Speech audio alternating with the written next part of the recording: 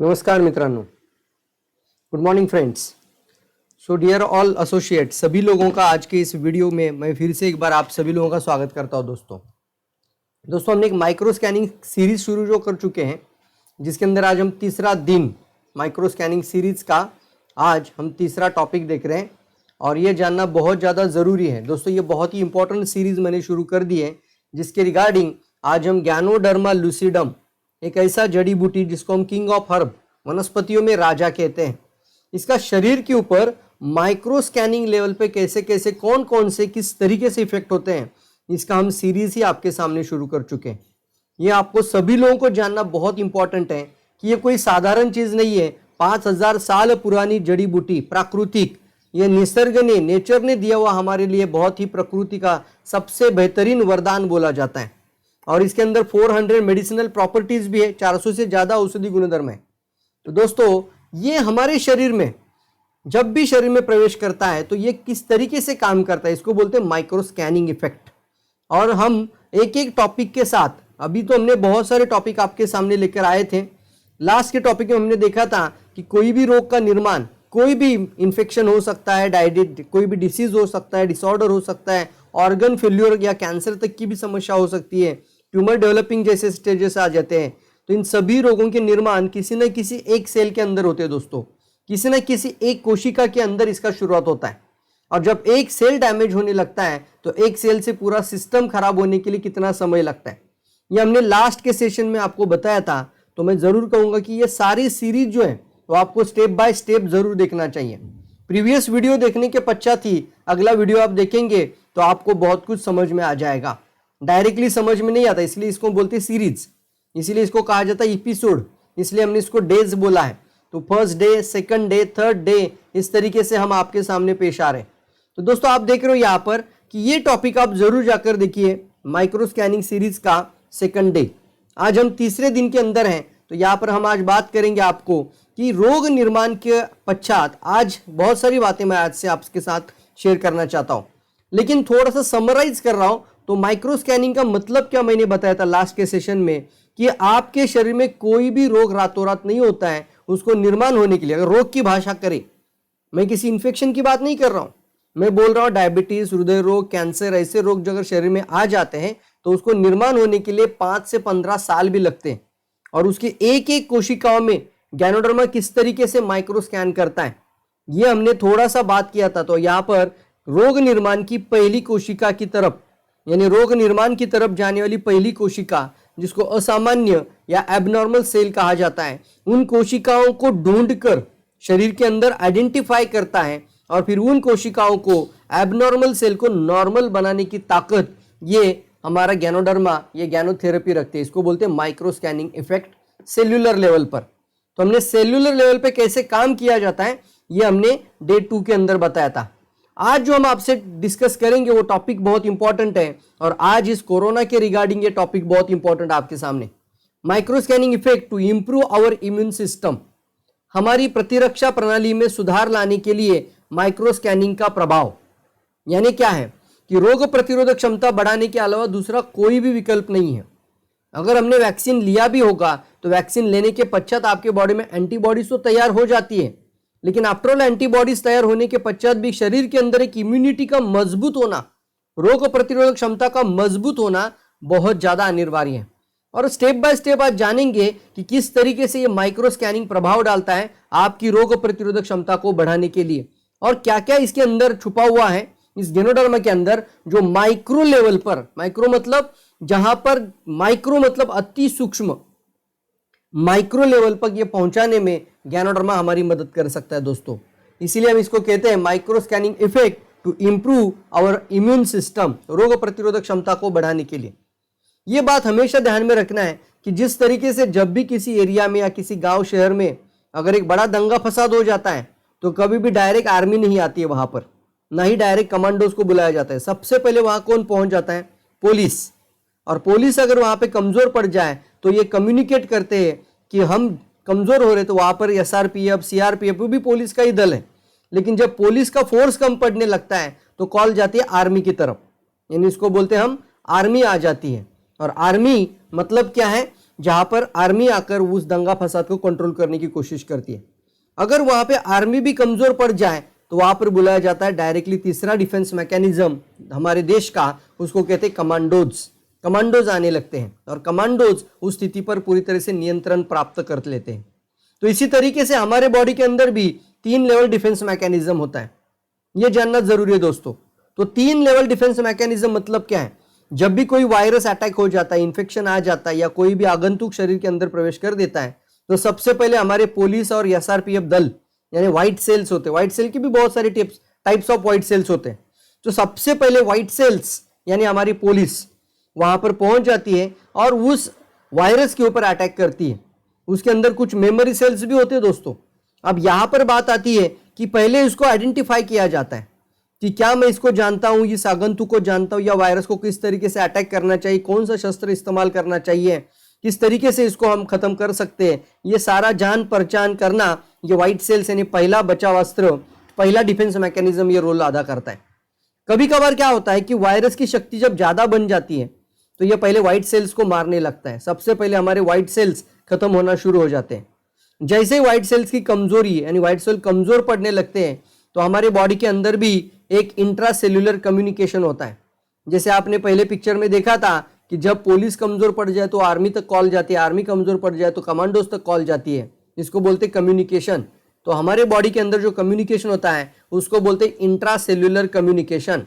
इसका मतलब है कि आपकी बॉडी के व्हाइट ब्लड सेल्स कॉल करेगी टी सेल्स को, यानी दूसरा डिफेंस मैकेनिज्म, उसको बोलते टी सेल्स। अब जब टी सेल्स को कॉल जाती है दोस्तों तो ये टी सेल्स यानी हमारे बॉडी के लिम्फोसाइटिस, मोनोसाइटिस, साइटोसाइटिस, कई टी सेल्स होते हैं।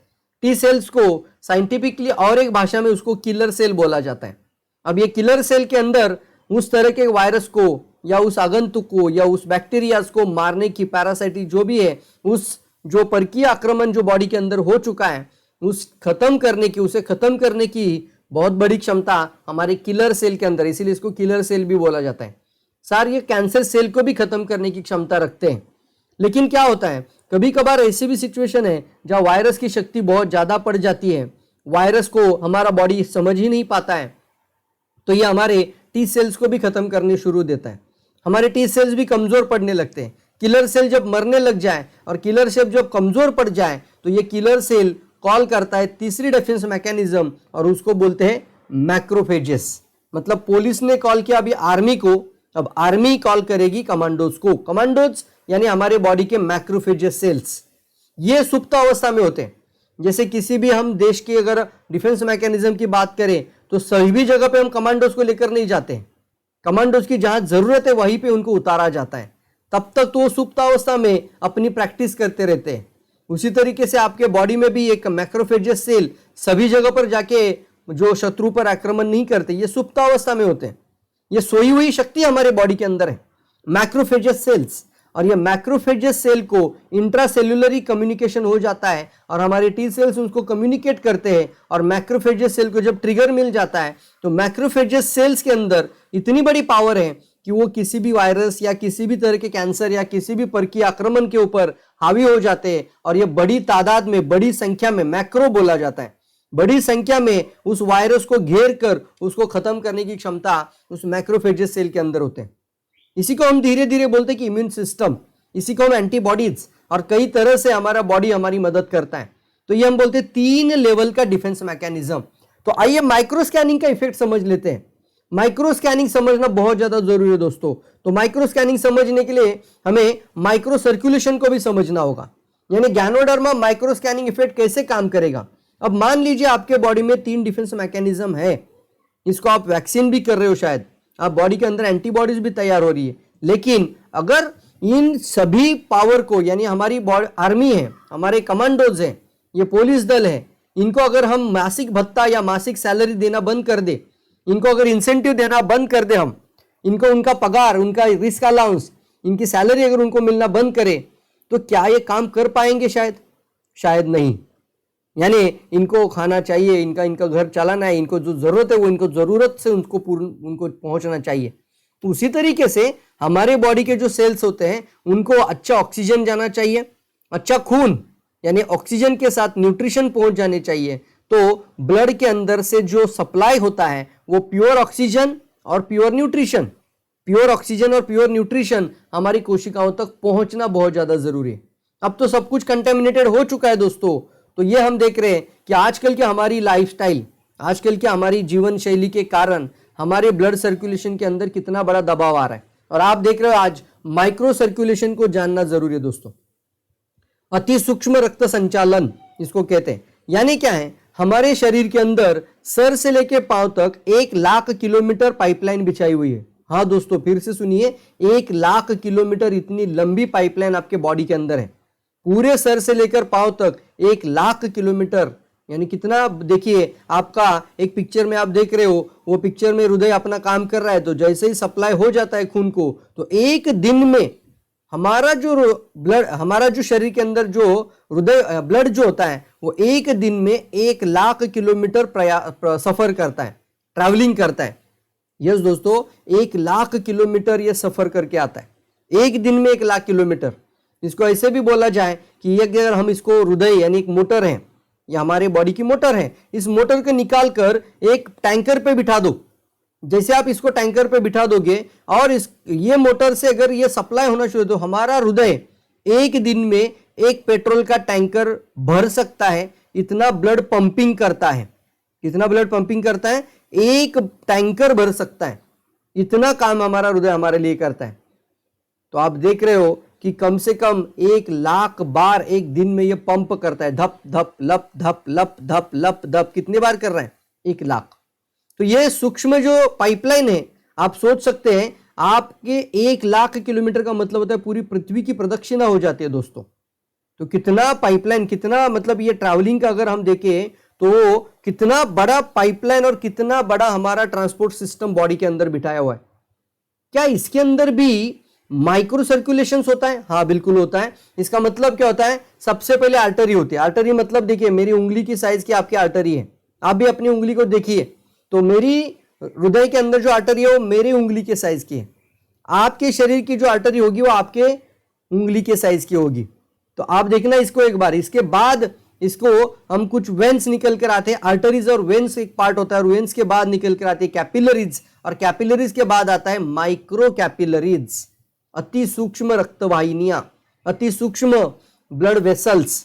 और कितनी छोटी होती है दोस्तों, आप हैरान हो जाएंगे आज सुनकर कि हमारे एक बाल का टुकड़ा देख लीजिए, और एक बाल ऐसा हाथ में लेना, उसके 1,000 पार्ट करना। कितने पार्ट करेंगे उसके? छोटे छोटे छोटे छोटे 1,000 पार्ट। इतनी सूक्ष्म हमारे बॉडी के अंदर पाइपलाइन होती है। आप देख रहे हो ये आप पे देख रहे हो दूसरे पिक्चर के अंदर जो आपको माइक्रो कैपिलरीज दिखाई दे रही। इसको आप अपने आंखों से देखना चाहते हो तो जब कोई अल्कोहल लेता है या ड्रिंक लेता है, या किसी को ज्यादा गुस्सा आ जाता है, या फिर किसी की आंखें लाल हो जाती है, तो आप उसकी जैसे आंखें लाल हो जाए तो उस आंखों लाल होने के पश्चात ये जो सफेद रंग का जो बबुल होता है उसके अंदर जाकर बारीकी से देख लेना, तो छोटी छोटी छोटी छोटी ऐसी शिराएं दिखाएंगी आपको।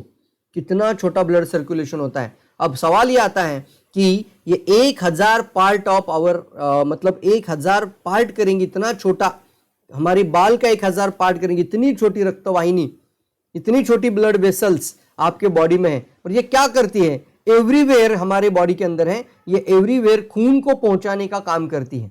आपकी white cells, T lymphocytes cells, macrophages cells, kidney की सेल, लीवर की सेल, स्किन की सेल्स, गुर्दे की सेल्स, सभी सेल्स को, बोन्स की सेल्स, सभी सेल्स को ब्लड का सप्लाई पहुंचाने का काम यह आपकी माइक्रो सर्कुलेशन सिस्टम करती है। इसको अति सूक्ष्म रक्त संचालन कहा जा सकता है। और आज हम क्या देख रहे हैं कि बॉडी के अंदर इनप्रॉपर ब्लड सर्कुलेशन, तो रोग प्रतिरोधक क्षमता बढ़ाने के लिए सबसे जरूरी औजार है आपके शरीर का रक्ताभिसरण अच्छा रहे। आप जल्दी उठे, अर्ली मॉर्निंग उठिए, थोड़ा एक्सरसाइज भी करिए, ये भी अच्छा रास्ता है। लेकिन हमारे रक्तवाहिनियों के अंदर इस तरीके के ब्लॉकेजेस आ जाते हैं, कोलेस्ट्रॉल आ जाता है, ट्राइग्लिसराइड आ जाता है, कई सारे ऐसे सब्सटेंसेस आ जाते हैं, केमिकल सब्सटेंसेस, जिसको शरीर बाहर नहीं निकाल पाता। खून के थक्के बनना शुरू हो जाते हैं, क्लॉटिंग हो जाती है, ब्लड वेसल्स के अंदर छोटे छोटे क्लॉट बनना शुरू हो जाती है, ना। बहुत सारे ऐसे कहीं ना कहीं तरह से शरीर के अंदर हमारे अर्थरोस्क्लेरोसिस भी बोला जाता है। तो ये सब कुछ हमारे बॉडी के अंदर क्या हो रहा है? ये ब्लॉकेजेस क्रिएट होना शुरू हो जाती है। अब ये देख रहे हैं आपको मैं जो पिक्चर्स में दिखा रहा हूं, ये बड़े बड़े ब्लॉकेजेस हैं, इसलिए हम इसको देख पाते हैं।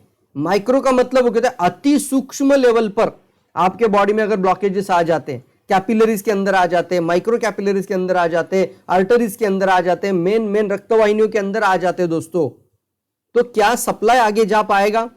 यानी जितना ज्यादा ट्रैफिक जाम रहेगा, क्या हम प्रॉपर तरीके से उस सप्लाई को आगे लेके जा सकते हैं? बिल्कुल नहीं।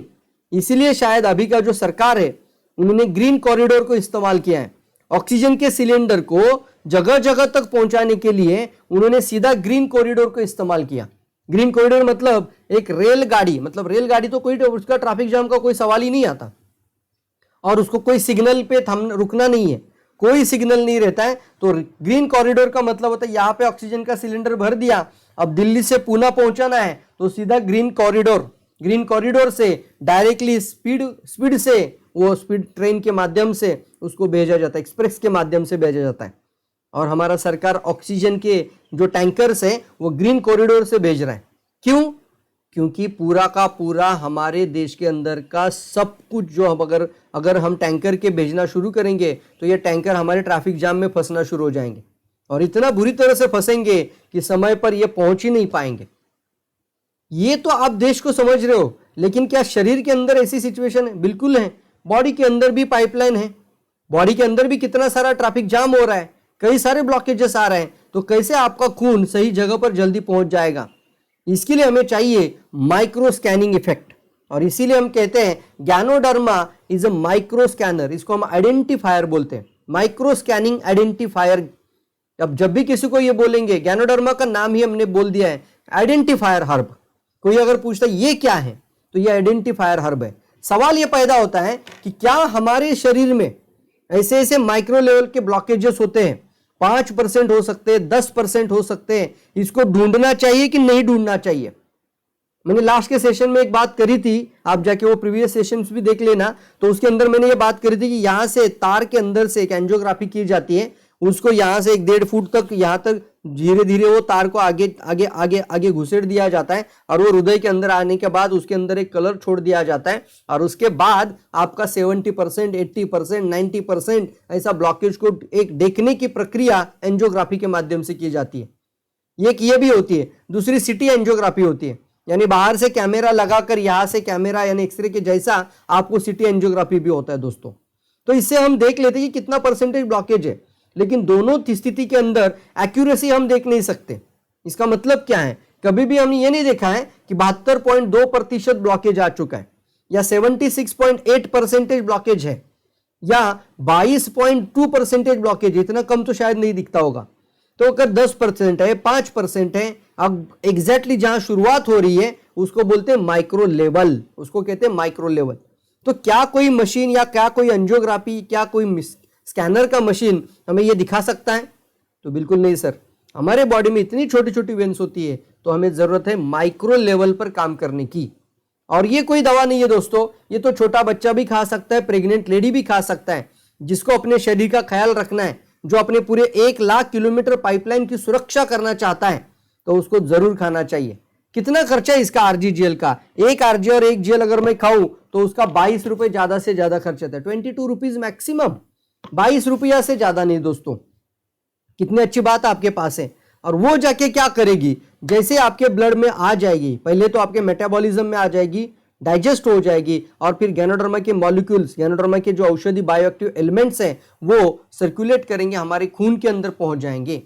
और जैसे ही खून के अंदर आ जाएंगे, खून के माध्यम से कैपिलरीज में, कैपिलरीज के माध्यम से माइक्रो कैपिलरीज में, और माइक्रो कैपिलरीज यानी माइक्रो सर्कुलेशन, अति सूक्ष्म रक्त संचालन के द्वारा यह हमारी हर कोशिकाओं तक पहुंचना शुरू हो जाते हैं। तो मैंने कल के सेशन में बोला था, डे 2 के सेशन में, कि माइक्रो लेवल पर हमारी कोशिकाओं तक ढूंढने की क्षमता गैनोडर्मा के अंदर है। जो कोष बीमार पड़ रहे, जो कोष कमजोर पड़ रहे, उन कोशिकाओं को पकड़कर ठीक नहीं है, बट उन कोशिकाओं को आइडेंटिफाई करता है, वहां तक पहुंच जाता है, और वो एबनॉर्मल, कमजोर या इनएक्टिव सेल को फिर से एक्टिव करने की ताकत इसके अंदर है। जरूर वो सेशन में देख लेना आप भी। उसके अंदर मैंने एक बात जरूर कही थी, और वो थी गैनोडर्मा के अंदर जो कंटेंट है उसकी वजह से आपके जो कमजोर सेल हैं उसमें से टॉक्सिनों को शरीर से बाहर निकाला जाता है, और ऑक्सीजन की पूर्ति, न्यूट्रिशन की पूर्ति ये करता है। और कई सारे एमिनो एसिड्स इसके अंदर हैं, तो ये सारे एमिनो एसिड्स वहां तक पहुंच जाते हैं और उन सेल की मरम्मत हो जाती है और वो सेल्स हमारे बॉडी की रिपेयर होना शुरू हो जाती है। इसको बोलते हैं आपकी एबनॉर्मल सेल को नॉर्मल करता है। आज बात कर रहा हूं मैं माइक्रो लेवल का स्कैनिंग में। आज का बात है ये वेन्स ब्लॉकेज को भी आइडेंटिफाई करेगा।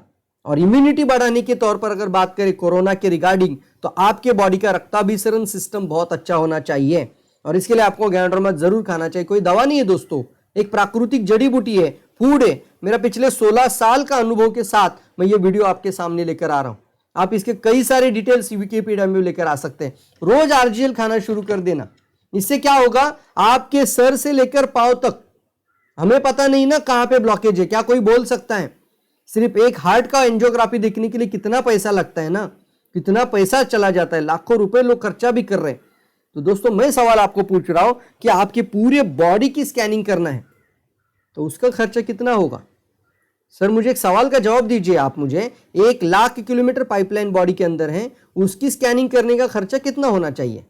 अगर एक जगह पे स्कैन करने के लिए आपको इतना पैसा लगाया जाता है, एक रिपोर्ट देखने के लिए एंजियोग्राफी के नाम से, तो कितना पैसा लगता है? एक सीटी स्कैन करने के लिए कितना पैसा लगता है? एक एमआरआई करने के लिए कितना पैसा लगता है? लेकिन एक हिस्से का हो जाता है। यह बात आती है पूरे बॉडी की, सर से लेकर पांव तक, क्योंकि गैनोडर्मा जैसे ही ब्लड के अंदर आ जाएगा, डेली खाते रहेंगे तो यह सर्कुलेट करेगा 1 लाख किलोमीटर पाइपलाइन के अंदर, आपके माइक्रो सर्कुलेशन तक पहुंच जाएगा और छोटे छोटे छोटे ब्लॉकेज को ढूंढकर शरीर से बाहर निकाल देगा, जिसके कारण आपका इम्यूनिटी और मजबूत बनता जाएगा। और ये ग्रीन कॉरिडोर के जैसा काम करेगा, मतलब जहां कचरा है उसको हटा देगा और तुरंत वो सप्लाई चेन को अच्छे से कर देगा। कितनी जबरदस्त बात आज ये गैनोडर्मा के साथ मैं आपके सामने लेकर आ रहा हूं। जरूर इसको लगातार यूज करते रहने से आपका इम्यूनिटी और मजबूत रहेगा और आने वाले समय में कितने भी वायरस होने दो। आप देख रहे हो इस वीडियो के अंदर कि किस तरीके से ब्लॉकेज बनना शुरू हो जाता है, इस तरीके से शरीर के अंदर ब्लॉकेजेस आती है। आप देख रहे हैं रक्त वाहिनी के अंदर का एनाटॉमी, ये ट्राइग्लिसराइड है, ये कोलेस्ट्रॉल है, अनवांटेड कोलेस्ट्रॉल, खराब कोलेस्ट्रॉल, एलडीएल, ऐसे कचरा वाले कोलेस्ट्रॉल जिसकी शरीर को जरूरत नहीं है। Blood circulation is hindered and blood supply to the heart is insufficient. This may trigger off ये देख रहे हैं आप, इसके कारण ब्लड सर्कुलेशन डिटोरिएशन होने शुरू हो जाते हैं, इसको बोलते हैं डिटोरिएशन। और फिर ब्लड का सप्लाई ठीक से नहीं हो पा रहा है और फिर हमारे रक्तवाहिनी के अंदर एक जो गुणधर्म होता है फ्लेक्सिबिलिटी, वो भी चली जाती है और धीरे धीरे सप्लाई कमजोर होने लगे तो फिर आगे ब्लड जाना बंद। जिस पेशी को ब्लड नहीं मिल रहा है वो पेशी थोड़ी काम करेगी। आपको खाना बंद करके देखो, आप थोड़ी चलेंगे, एनर्जी चाहिए हम सबको। अब गैनोडर्मा के अंदर एक कंटेंट है एडिनोसिन, ट्राइट्रोपेनॉइड्स, पॉलीसैकेराइड्स, उसमें सबसे ज्यादा मात्रा में, भारी मात्रा में ब्लड सप्लाई को अच्छा करने के लिए एडिनोसिन। अब ये एडिनोसिन क्या करता है? ये एडिनोसिन हमारे रक्तवाहिनी के छोटे छोटे क्लॉट को डाइल्यूट कर देता है, कोलेस्ट्रॉल को डाइल्यूट कर देता है और सप्लाई चेन को नॉर्मल कर देता है। देखिए आपने पाइपलाइन को पूरा क्लीन करके रख दिया। तो एडिनोसिन हमारे बॉडी के अंदर रक्त के पीएच को भी नॉर्मल करता है, डेंसिटी जो होती है ब्लड की उसको भी नॉर्मल करता है। यह भी कहा जाता है कि आपका हाई ब्लड प्रेशर, सिस्टोलिक और डायस्टोलिक दोनों प्रेशर को नॉर्मल करने की पावर गैनोडर्मा के अंदर है। लगातार खाते रहने से आपके बॉडी का पाइपलाइन अंदर से पूरा क्लीन हो जाएगा। इसको हमने एक साधारण और आसान भाषा में जब इसको बताते हैं तो बॉडी सर्विसिंग भी आप वर्ड इसको इस्तेमाल कर सकते हैं। इसी तरीके से आपके हर एक रक्त वाहिनियों के अंदर से जब गैनोडर्मा पास हो जाएगा तो उसमें से कचरे को शरीर से बाहर निकालने की अद्वितीय पावर इस गैनोडर्मा के अंदर है। यानी आपके शरीर के अंदर पूरा ब्लड सर्कुलेशन को इंप्रूव करेगा और खराब कचरों को शरीर से बाहर निकाल देगा। तो जैसे ही सप्लाई ठीक हो जाएगा, आपकी रक्ताभिसरण संचालन सिस्टम यानी माइक्रो लेवल का जो ब्लड सर्कुलेशन सिस्टम है वो सुचारू हो जाता है, उसमें सुधार आ जाता है और जिसके कारण आपके रक्तवाहिनियों के अंदर से वो खून, ऑक्सीजन, न्यूट्रिशन जो जो उसके अंदर है अच्छा वाला चीज, वो आपकी उन आर्मी, आपकी वो व्हाइट ब्लड सेल्स, आपकी टी सेल्स यानी आपके पुलिस दल, बॉडी के पुलिस दल, आपके बॉडी के आर्मी दल और आपके बॉडी के कमांडोज तक का अच्छा खाना, अच्छा पोषण पहुंचाने में ताकत रखता है गैनोडर्मा। जरूर इसको अच्छी तरीके से समझिए और ज्यादा मात्रा में खाइए। और एक चीज आपके सामने बोलना चाहूंगा, गैनोडर्मा के कारण और एक चीज मिलती है और वो माइक्रो सर्कुलेशन में बात करें तो उसमें है, आप मुझे बताइए कि कौन सा सेल आपका कमजोर पड़ रहा है, कौन सी टी सेल्स आपकी कमजोर पड़ रही, क्या इसके लिए कोई मापदंड है? नहीं सर, ऐसे कैसे सोच सकते, कि कैसे सोच भी नहीं सकते इसको कि बॉडी के अंदर से कौन सी कोशिकाएं अभी बीमार पड़ रही, अभी तो पता ही नहीं चलता ये सारा चीज। हमें यह पता चलता है रोग निर्माण होने के पश्चात, लेकिन रोग प्रतिरोधक क्षमता को मापने का कोई दंड ही नहीं है, कोई इस तरीके का हमारे पास ये नहीं है। हम संख्या में गिन सकते हैं कौन सी कोशिकाएं आपके शरीर में कितनी है, व्हाइट ब्लड सेल्स कितने हैं, टी सेल, साइकोसाइटिस, मोनोसाइटिस कितना सेल आपके बॉडी में, मैक्रोफेजेस कितना सेल है, ये काउंट करने का तरीका मालूम है। लेकिन क्या आपके बॉडी में कौन सा सेल बीमार पड़ रहा है ये कोई बता सकता है? सॉरी सर, ये कोई बता नहीं सकता। इसीलिए हमें जरूरत है माइक्रो लेवल पर काम करने की शरीर पर। और जब भी हम गैनोडर्मा खाते रहेंगे, डेली खाते रहेंगे, तो आपके उन कोशिकाओं को ढूंढने की क्षमता भी गैनोडर्मा रखता है। और उन सेल तो ढूंढे कर क्या करेगा, वहां पर ऑक्सीजन के मॉलिक्यूल्स को भी बढ़ाएगा। ये कैसे होता है? ये इसलिए होता है कि गैनोडर्मा इस हर्ब के अंदर ऑर्गेनिक जर्मेनियम की मात्रा सबसे ज्यादा मात्रा में है। Organic germanium is highest rich quantity के अंदर गैनोडर्मा के अंदर पाया जाता है। एंटीऑक्सीडेंट में यह राजा कहा जाता है। इसके अंदर 23,000 पार्ट पर मिलियन, इसका एक गैनोडर्मा के अंदर इसकी ओरैक वैल्यू को बढ़ाने की क्षमता है। अब मैं आरजीजीएल की अगर बात करूं तो जीएल कैप्सूल यानी गैनोडर्मा का जड़ का हिस्सा, इसके अंदर 6000 पार्ट पर मिलियन इसके अंदर ऑर्गेनिक जर्मेनियम की मात्रा है। 6000 पार्ट पर मिलियन ऑर्गेनिक जर्मेनियम, और इसके अंदर है 2000 पार्ट पर मिलियन ऑर्गेनिक जर्मेनियम। अब इसको दोनों को मिलाओ तो ये 8000 पार्ट पर मिलियन ऑर्गेनिक जर्मेनियम हो जाता है। अब जैसे ही आपके बॉडी में ये कंटेंट पहुंच जाता है तो आपके ब्लड के स्टीम के अंदर, ब्लड स्टीम होता है ना, उसके अंदर आपका जितना भी ऑक्सीजन का मॉलिक्यूल है, जैसे हम बोलते हैं हवा में ऑक्सीजन है, हाँ है, पानी में ऑक्सीजन है, बिल्कुल है, पानी में भी ऑक्सीजन है। क्या आपके ब्लड के मॉलिक्यूल्स में ऑक्सीजन है? बिल्कुल है। आपका ब्लड का जो स्टीम होता है उसके अंदर भी ऑक्सीजन के मॉलिक्यूल्स होते हैं। तो बात यहां पर यह आती है, अगर वहां पर ऑक्सीजन के मॉलिक्यूल है तो उस ऑक्सीजन के मॉलिक्यूल को उठाकर आपकी कोशिकाओं तक पहुंचाना और कोशिकाओं की ऑक्सीजन लेने की क्षमता को बढ़ा देना, यह काम भी गैनोडर्मा करता है। यह काम भी गैनोडर्मा करता है और हमारे बॉडी के लिए एक अच्छा ऑक्सीजन का सप्लायर बन जाता है। इसके एक साइंटिफिक रीजन इसका साथ बोला जाता है कि गैनोडर्मा 24 आवर्स सिर्फ ऑक्सीजन खींच लेता है और कार्बन डाइऑक्साइड को एक्सेल करता है। बाकी जड़ी बूटियां, सभी वनस्पतियां, संसार में जितने भी आपने हरी पत्तियां देखा होगा, जितने भी पेड़ पौधे देखते हैं आप लोग, रात में क्या छोड़ते हैं? सभी जड़ी बूटियां, सभी पौधे रात में क्या छोड़ते हैं? Carbon dioxide. रात में कार्बन डाइऑक्साइड बाहर छोड़ते हैं और दिन में क्या छोड़ेंगे? ऑक्सीजन। क्यों? क्योंकि क्लोरोफिल है उसके अंदर। जैसे ही सूर्य प्रकाश की किरणें उसके ऊपर आ जाती हैं तो ये क्या करते हैं? ऑक्सीजन के मॉलिक्यूल्स को, जैसे ही क्लोरोफिल यानी सूर्य प्रकाश की किरणें आ जाती है तो ये हर्ब क्या करते हैं? ऑक्सीजन को बाहर छोड़ देता है।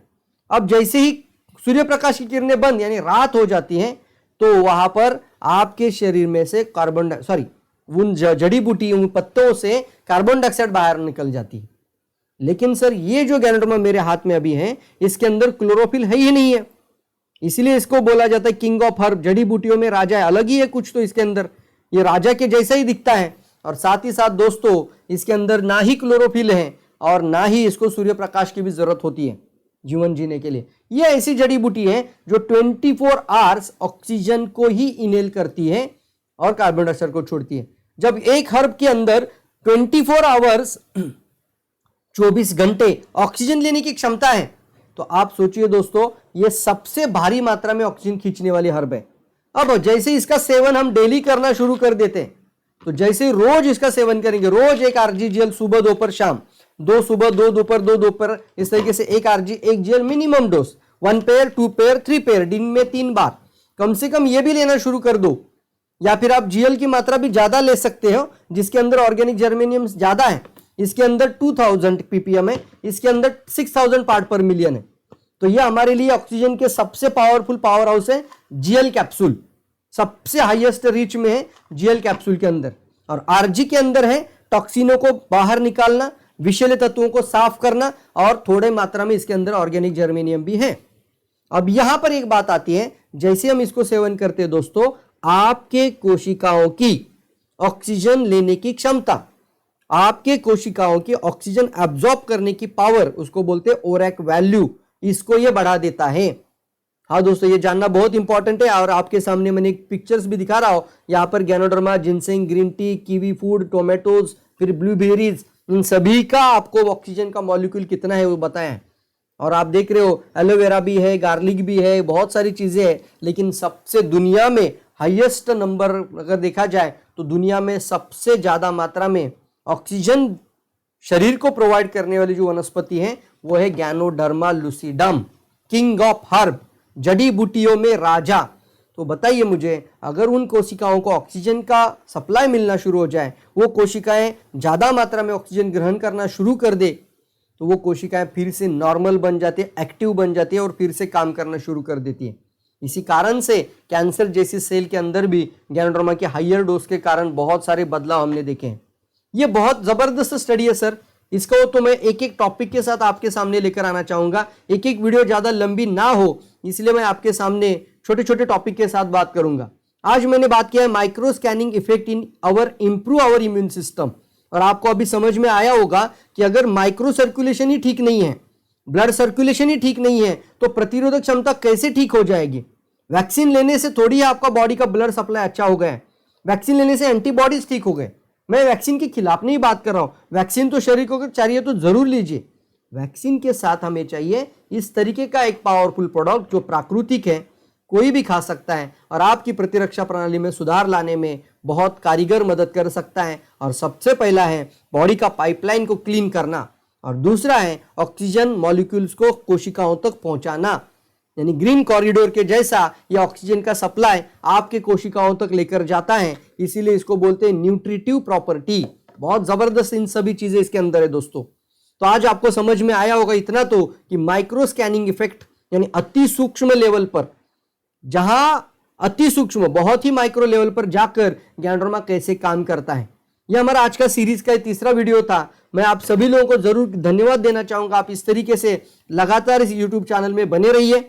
लगातार इस तरीके के अलग अलग इन्वेंशन, अलग अलग आइडियाज के ऊपर मैं आपके सामने बात करना चाहूंगा। बहुत स्टडी करना होता है, बहुत रिसर्च करके मैं इस तरीके की वीडियो आपके सामने लेकर आता हूं। और मैं अभी आने वाले समय में भी अलग अलग माइक्रो स्कैनिंग सीरीज के different type of micro scanning effect आपके सामने लेकर आऊंगा। लीवर में गैनोडर्मा काम कर रहा है तो क्या सीरीज का इसका माइक्रो स्कैनिंग इफेक्ट आपको समझ में आ जाएगा। किडनी में गैनोडर्मा काम कर रहे हैं तो कैसे इसको समझ में आए कि गैनोडर्मा का ये माइक्रो स्कैनिंग इफेक्ट है।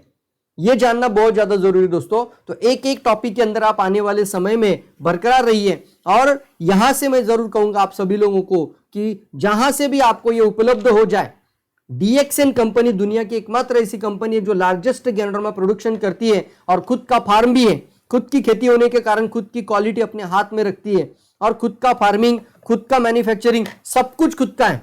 और इसका कोई कंपैरेटिवली पैरेलल कोई नहीं है मार्केट में, आज कोई टक्कर में नहीं है दोस्तों। तो DXN नाम की कंपनी के साथ जुड़ जाइए। इसका डिस्ट्रीब्यूटर बनने का भी रास्ता आपको मिल जाता है और आप इसको खाना है, खिलाना है और लोगों की मदद करना है दोस्तों। एक बड़ा हिस्सा बन जाना है इस मिशन के अंदर और कोरोना वॉरियर भी बन सकते हैं आप इस माध्यम से। ऐसे कई सारे टॉपिक मैं आने वाले समय में आपके सामने लेकर आऊंगा। तब तक के लिए मैं आप सभी लोगों को आज यहीं पे मैं मेरे वीडियो को पूर्ण विराम देना चाहूंगा। आप सभी लोगों को जरूर कहना चाहूंगा इस चैनल को सब्सक्राइब जरूर कर दीजिए। बेल आइकन को इसलिए हिट करना है आपको ताकि जब भी वीडियो पब्लिश हो जाए तो इस तरीके का वीडियो आपसे मिस ना हो जाए।